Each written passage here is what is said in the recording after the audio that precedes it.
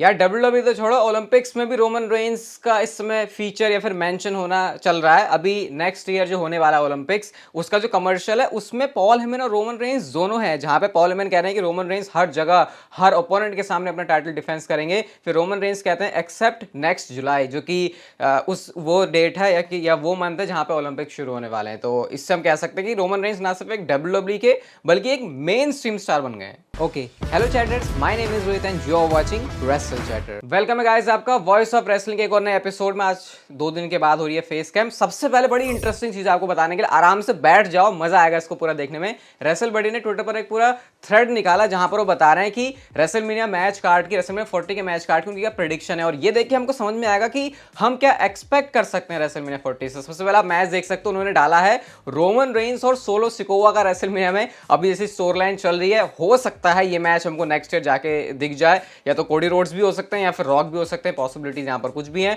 Logan Paul versus bad बनी, एक ultimate celebrity वाला मैच ये जो है देगा रेसलमेनिया में, और grandest stage of the mall में इस मैच को करवाने का सेंस बनेगा पूरा पूरा। Drew McIntyre versus John Cena, ये मैच भी काफी टाइम से पेंडिंग है, तो अगर जॉन सीना का शेड्यूल अलाउ करता है और ड्रू मैकिंटायर अगर एक हील सुपरस्टार बढ़िया वाले बन जाते हैं तो ये मैच भी काफी हद तक पॉसिबल है। ये बड़ा इंटरेस्टिंग है।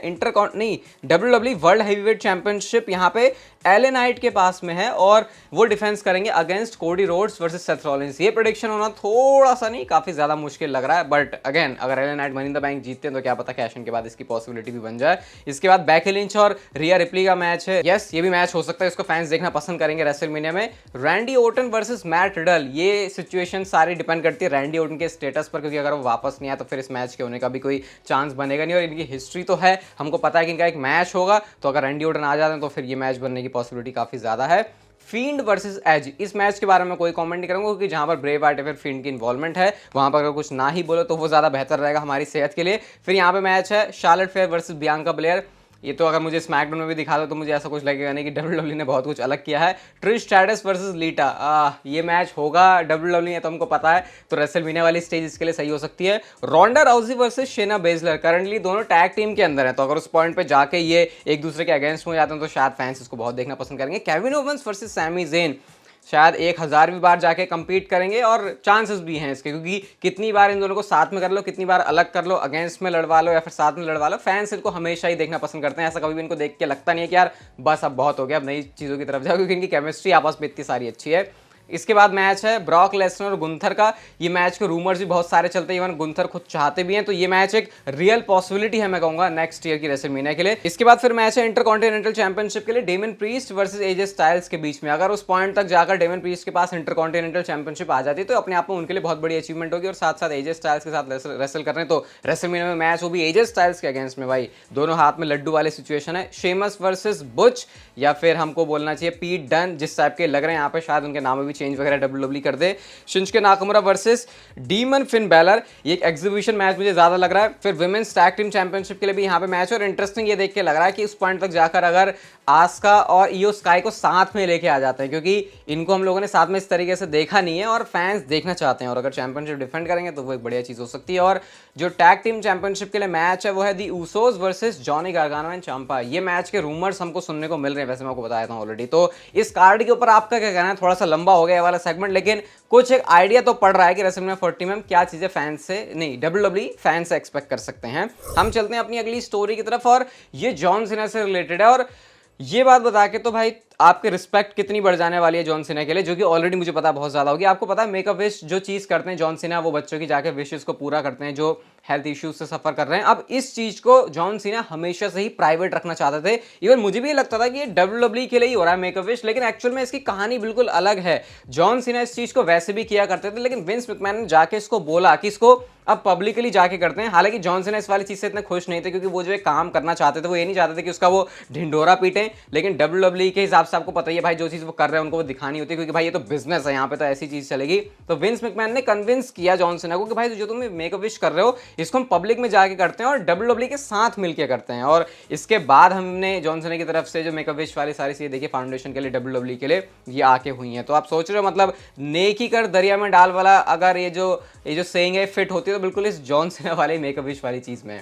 अगली स्टोरी है WWE के अनडिस्प्यूटेड टैग टीम चैंपियनशिप से रिलेटेड। तो अभी Kevin Owens and Sami Zayn इनके पास वो चैंपियनशिप है, आने वाले टाइम में उनके अपोनेंट्स काफी इंटरेस्टिंग होंगे। लेकिन फिलहाल डब्ल्यूडब्ल्यू जो चीज करना चाहती है कि कौन होगा नंबर 1 कंटेंडर, कौन बनेंगे challengers Kevin Owens and Sami Zayn की चैंपियनशिप के लिए, उसका जो रिजल्ट है वो ऐसे पता लगाया जाएगा जब डब्ल्यूडब्ल्यू एक टैग टीम गॉन्टलेट मैच करवाएगी और उसके बाद जो भी विनर बनेगा वो Kevin Owens and Sami Zayn को फेस करेगा। और ये बहुत जल्दी आपको स्मैकडाउन में देखने को मिल सकता है। इससे ज्यादा इसके बारे में कोई अपडेट नहीं है, बट एक अच्छा तरीका है कि अगर इतनी बड़ी चैंपियनशिप है तो उसके लिए अगर टैग टीम निकालनी है तो फिर एक गॉन्टलेट मैच करवा दो। लेकिन हाँ, पूरा स्मैकडाउन फिर उस गॉन्टलेट मैच में निकल जाएगा, वो गॉन्टलेट वाली स्मैकडाउन होगी, ये तो तय है बात। अगली स्टोरी रिलेटेड है एज से। तो एज के बारे में तो मैंने आपको कल बताया था कि उनको जो है टोरंटो वाली जो स्मैकडाउन है वहां के लिए ऑफिशियली एडवर्टाइज कर दिया गया। अब रेसलिंग ब्लॉग की तरफ से एक ट्वीट आता है जहां पे वो बताते हैं कि Edge is expected to return some time this summer. It was mentioned that there is current plans being work for Edge SummerSlam match. There is a possibility of possible opponent being name already, यानी अभी possibility है उनके match की और एक जो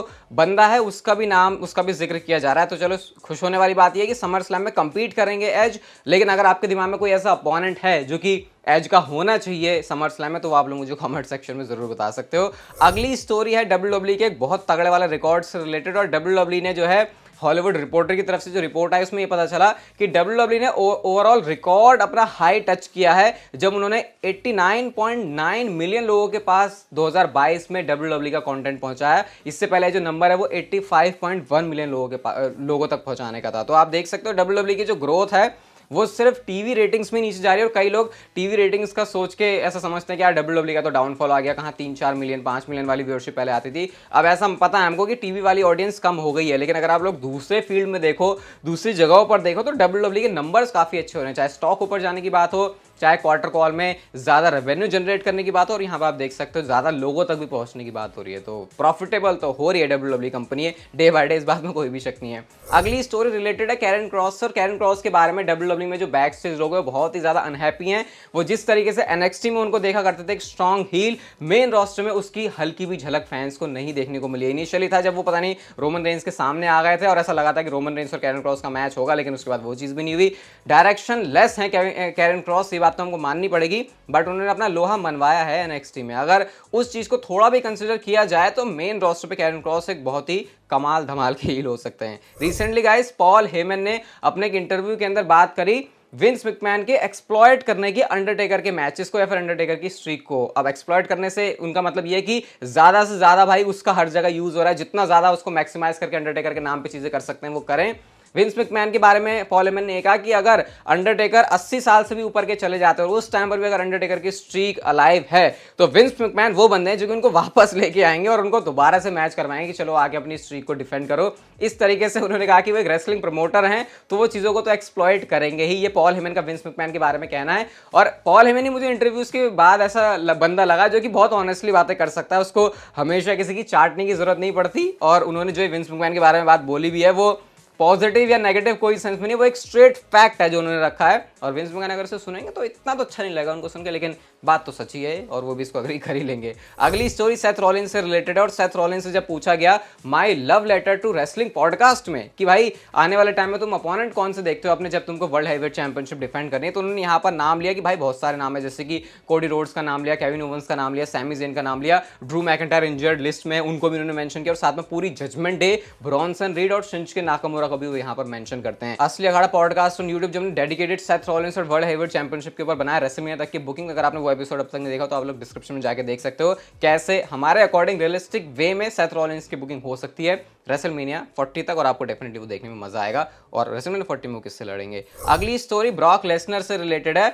और Brock Lesnar ऐसे रिलेटेड तो नहीं, लेकिन 2K23 में फोर्टनाइट का जो डांस है जो कर रहे हैं ब्रॉक लेसनर वो काफी वायरल चल रहा है। आप लोग यहाँ पे देख सकते हो, मैं इसको GIF फिर वीडियो के थ्रू लगा दूंगा। ये इस समय इंटरनेट पर स्पेशली ट्विटर पर बहुत ज्यादा हर जगह पे यूज हो रहा है कि अरे ब्रॉक लेसनर कैसे नाच रहा है। और ऐसे ऐसी एंट्रेंसेस निकल के आती रहती है, जैसे रोमन रेंस की मुझे याद है निक्की बेला की एंट्रेंस किसी ने करवा दी थी, वो भी बहुत ज्यादा वायरल हुई थी। ज्यादा कुछ यहाँ पे ऐसे खास बताने के लिए नहीं है। अगली story money in the bank के विनर से रिलेटेड है। और मैंने आपको बताया कि दो नाम इस समय जो सबसे ज्यादा आगे निकल रहे हैं वो एक हैं ईओ स्काई के और एक है LA नाइट के। अभी एक कल ही मैंने आपको बताया था कि WWE ऐसा भी चाहते हैं कि हमें स्टूपिड लगे, क्योंकि हमको ऐसा लग रहा है कि ईओ स्काई एलए नाइट ये वो नाम है जो कि men's and women's ladder match को जीतने वाले, लेकिन एक्चुअल में WWE के पास कुछ अल्टरनेटिव भी हैं कि अगर एलए नाइट नहीं तो ये बंदा, ईओ स्काई नहीं तो फिर ये बंदी। तो इस हिसाब से भी WWE लास्ट मिनट में कुछ चेंजेस कर सकती है मनी इन द बैंक के लैडर मैच में।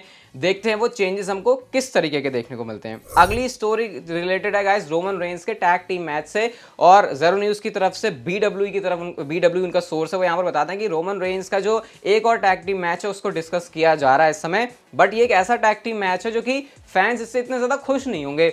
अब ये मुझे समझ में नहीं आ रहा है कि ये वो टैग टीम मैच है जो कि रोमन रेंस और सोलो सिकोवा का जिमी एंड जे उसो के साथ होने वाला है, लेकिन क्योंकि मुझे ये तो ऐसा मैच नहीं लगता जिससे फैंस डिसअपॉइंटेड होंगे, लेकिन शायद एक और टैग टीम मैच फ्यूचर में WWE रोमन रेंस के लिए प्लान कर रही है। और अगर वो समर स्लैम में है तो फिर इसका मतलब नाइट ऑफ चैंपियंस में भी टैग टीम मैच, उसके बाद रोमन रेंस का tag team match money in the bank में भी जो जिमी एंड जे उसो के साथ करेंगे, और उसके बाद समर स्लैम में भी। अगर समर स्लैम में नहीं है तो फिर शायद हो सकता है उसके बाद, क्योंकि समर स्लैम में हम लोगों ने ये सुना है कि रोमन रेंस का समर स्लैम में एक टाइटल डिफेंस वाला मैच WWE प्लान कर रही है। तो देखते हैं फिर क्या स्टोरी लाइन प्रोग्रेशन रहती है रोमन रेंस के लिए आगे जाके, बट जो भी होगी मस्त होगी, क्योंकि रोमन रेंस का काम इसमें बहुत अच्छा चल रहा है। अब हम बात कर लेते हैं कल के स्मैकडाउन के एडिशन के बारे में। बहुत बढ़िया चीज़ें यहाँ पर होने वाली। पहले तो क्वालिफाइंग मैचेस का पूरा ये रहेगा, जैसे कि ईओ स्काई और शॉर्टजी ब्लैक हार्ट का मैच है, बेरन कॉर्बिन और पीट डन बुच का मैच होगा। इसके अलावा Santos Escobar versus Mustafa Ali का भी मैच होने वाला है, बेली वर्सेस मिशन का भी मैच होगा money in the bank qualifying के लिए। लेकिन जो सबसे बड़ी चीज़ है शो पर वो है जे उसो अपनी साइड पिक करने वाले हैं। अभी जहां तक मुझे ऐसे देख के लग रहा है रोमन रेंस करंटली एडवर्टाइज नहीं है, लेकिन फीचर्ड सुपरस्टार की लिस्ट में यहाँ पे रोमन रेंस जरूर है। तो फिर शायद कल रोमन रेंस अपीयर हो सकते हैं स्मैकडाउन में, और कल पता चल जाएगा कि जे उसो कौन सी साइड लेने वाले हैं। और जो तगड़ी भसड़ है ब्लड लाइन की वो कल आप फिर से एक्सपेक्ट कर सकते हो स्मैकडाउन के एडिशन में। ये वीडियो गाइस अगर आपको अच्छी लगी तो like share subscribe notification bell को ऑन कर दो, and see you guys in my next video.